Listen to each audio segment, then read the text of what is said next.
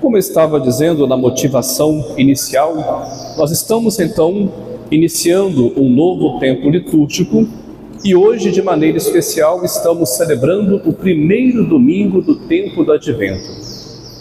A própria palavra Advento já nos remete ao significado deste tempo. Advento significa vinda, aquele que há de vir ao nosso encontro. E quem vem ao nosso encontro? Nosso Senhor Jesus Cristo. Celebrar o nascimento de Cristo é celebrarmos a encarnação do Verbo. O mistério da encarnação de Deus, que por iniciativa e amor a todos nós, envia seu Filho Jesus Cristo para nos apontar o caminho, a direção e tudo aquilo que nós devemos fazer para então encontrarmos a salvação. Então o Advento, ele vem a ser um caminho de preparação. É muito interessante que a liturgia, nos seus sinais, vão nos ajudando a bem celebrarmos este tempo. Nós temos aqui primeiro a coroa do Advento. O que significa a coroa do Advento? Nós temos 4 velas, que representam 4 domingos em que nós celebramos este tempo que antecedem o Natal. A cada domingo nós acendemos uma vela. Quando as 4 velas estiverem acesas, a luz brilha com mais intensidade. Remete-nos ao texto bíblico no qual, então, os reis magos, guiados por uma luz, viram um sinal, e naquele sinal viram também que estava se cumprindo as promessas. O sinal era o nascimento de Cristo. Então, quando as 4 velas estiverem acesas, também nós devemos nos encher de alegria, porque a iminência daquele que vem nos salvar e libertar, a sua vinda está próxima. Por isso que o Advento é um tempo de preparação. Da mesma forma que nas nossas casas, quando uma pessoa que muito nós amamos anuncia que vai nos visitar, o que nós fazemos? Geralmente a Dona Maria vai lá, coloca as roupas de cama para lavar, não é isso? Quando é na roça, mata as galinhas, prepara a broa, prepara os biscoitos, prepara o bolo, porque o desejo é o quê? É bem recebermos aquele que nós amamos.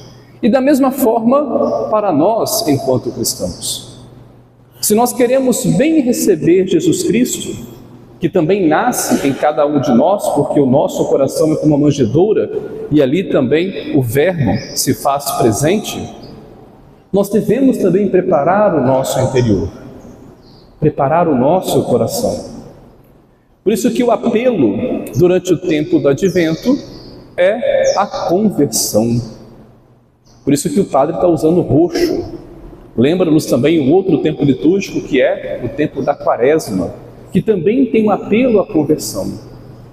Então, durante este tempo, as leituras, elas vão então nos fazendo este apelo para então, nesse caminho de preparação, fazermos esta conversão para celebrarmos o nascimento daquele que veio nos salvar e libertar.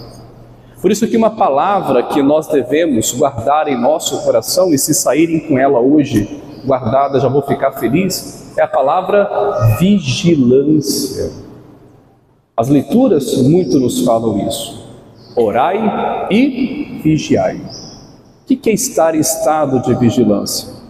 É estarmos atentos, é estarmos com nossos sentidos apurados. Nos evangelhos temos várias passagens na qual nos chama a atenção: se o dono da casa soubesse a hora que o ladrão iria chegar, com certeza o ladrão não roubaria, porque ele sempre nos pega desprevenidos. E da mesma forma também nós cristãos, se não tivermos em estado de vigília, também nós seremos pegos desprevenidos. Porque durante o tempo do Advento, a liturgia nesses 2 primeiros domingos vai nos trazer a perspectiva da parousia, da vinda de Cristo, né? Jesus subiu para a casa do Pai e ele prometeu que um dia ele voltaria, né? Estamos aguardando há 2000 anos e ainda Jesus não veio. Mas a perspectiva contrária pode também acontecer. A gente ir ao encontro dele, quando nós fazermos a nossa Páscoa, a nossa passagem. E aqui que está a chamada de atenção. Aquele que está em estado de vigília, ele pode encontrar a Cristo a qualquer momento. E mesmo quando o gente de Deus for puxar a ficha, não é isso? Para saber o que você fez de bom e aquilo que você não fez de bom, se você vai alcançar a salvação ou se você vai ter que passar um pouquinho de tempo no purgatório ou ir para aquele lugar que ninguém quer ir, não é verdade? Então, nós precisamos estar atentos, porque nós não sabemos o dia e nem a hora. Pode ser hoje à noite, pode ser daqui a pouco, pode ser amanhã, pode ser daqui a 1 ano, pode ser daqui a 50 anos, ninguém sabe. Então, para aquele que de fato quer buscar a salvação, deve estar sempre em estado de vigilância. Mas, padre, o que é estar em estado de vigília? Primeiro é estar atento àquilo que Deus nos pede. Primeiro ponto é sermos bons uns para com os outros, sermos justos, fraternos, solidários, buscarmos uma espiritualidade não somente de ritualismos, porque é um risco que nós corremos, né? Ritualizar demais, sendo que o nosso coração não está convertido, né? Eu venho na igreja, realizo os sacramentos, estou sempre buscando ali, rezando, indo no Santíssimo, né? Comungando, e aí o meu interior, ele não está em comunhão com as minhas ações. Aliás, exatamente com as minhas ações. Aquilo que eu falo, muitas vezes eu não coloco em prática. Ou seja, uma espiritualidade vazia, sem sentido, apenas de ritualismos. E é um risco que nós corremos. Por isso, então, que se a gente não sabe o dia e nem a hora, nós devemos estar preparados. Se tivermos que pedir perdão a alguém, peça hoje. Amanhã pode ser tarde. Se tiver que fazer uma reconciliação, faça hoje. Amanhã pode ser tarde. Se tiver que praticar um ato de bondade, de caridade, de justiça, faça hoje. Amanhã pode ser tarde, pois nós não sabemos o dia e nem a hora. Vai que chama antes da hora, vai que ficou uma pendência para trás. Quem já está na glória, rezemos para que Deus possa de fato conceder a salvação. Mas para nós que aqui ficamos, resta-nos rezarmos e convertermos e lutarmos contra aquilo que nós conhecemos como dor na consciência, né? Ah, meu Deus, fulano de tal morreu e eu não me reconciliei com ele. Muitos filhos abandonam os pais em asilos ou até mesmo maltratam os pais na tenra idade, desonrando o mandamento da lei de Deus. E quando os pais morrem, bate aquele arrependimento, né, pelo mal que foi feito e depois sente falta, né? Então, se tivermos que fazer o bem, façamos hoje. Amanhã pode ser tarde.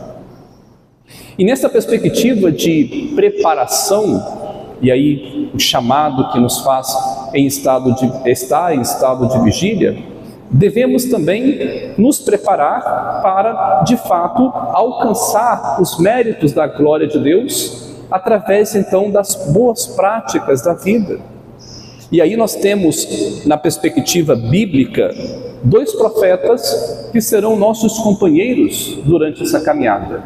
O profeta Jeremias e o profeta Isaías. São conhecidos como profetas da esperança, porque nos trazem o alento, porque nos trazem a perspectiva da salvação, porque mesmo diante do desânimo daquele povo, mesmo diante dos sofrimentos e das dores que estavam passando, os profetas exortavam e animavam: olha, vamos manter firmes a nossa fé. E aí eu até retomo aqui a primeira leitura de hoje, que logo no início traz essa perspectiva. Eis que virão dias, diz o Senhor, em que farei cumprir a promessa de bens futuros. Olha que bonito, né?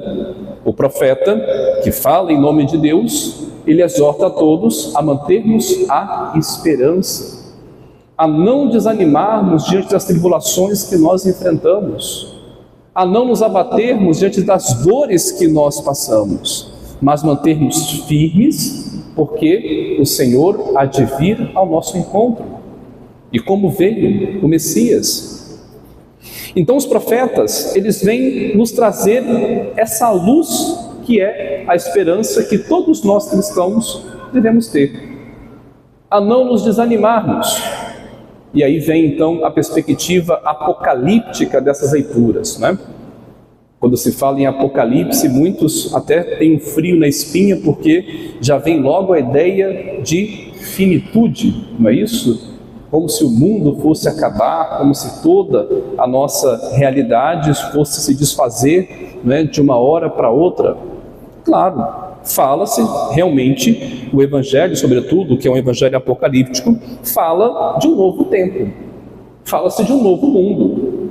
Não o mundo que nós conhecemos, não este mundo de injustiça, não este mundo de desigualdade, não este mundo onde que, né, muitos querem passar a perna e a rasteira nos outros, não este mundo que muitos acabam vivendo num pecado, este mundo na qual vive-se um vazio existencial gigantesco. E o Evangelho de hoje nos fala muito bem isso. Olha só, primeiro ele fala dos sinais, né? Os sinais dos tempos, mas lá na frente nos dá uma admoestação, dizendo o seguinte: tomai cuidado. Olha o que o evangelista quer dizer hoje: tomai cuidado, para que vossos corações não fiquem insensíveis. E muitos já estão insensíveis, muitos já estão duros como pedra. E ele continua: por causa da gula, da embriaguez e das preocupações da vida. E esse dia não cai de repente sobre vós, pois esse dia será como uma armadilha. Então, o risco que nós corremos de uma vida sem uma espiritualidade autêntica, uma espiritualidade enraizada na palavra, no Evangelho, uma espiritualidade que mais liberta do que prende, uma espiritualidade que nos conecta com o outro e não nos afasta.